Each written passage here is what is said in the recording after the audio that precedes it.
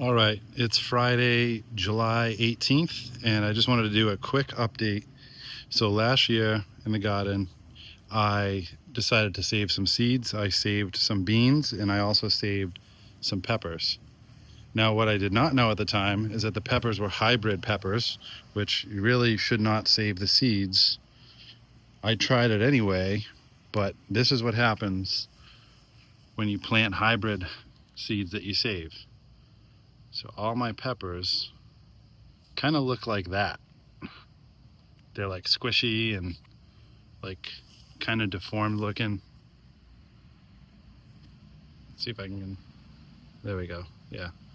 So that they really don't look great. Right? And they also just they're like very droopy even though they've been watered.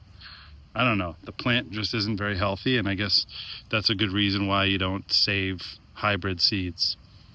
So I learned that lesson this year. You only save heirloom seeds.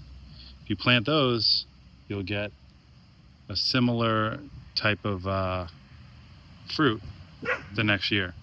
And I did the same thing with dragon's tongue beans, which now these should work, and they grew, but they all ended up kind of looking weird, and they're not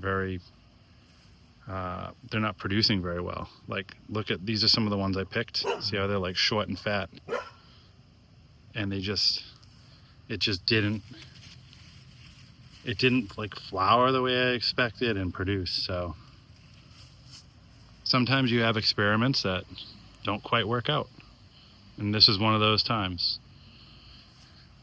I'm trying another trial over here with the dragon's tongue beans that I saved. So we're gonna see how these ones turn out. They all germinated pretty well, but we'll see how they produce. That's all for today. Have a good one.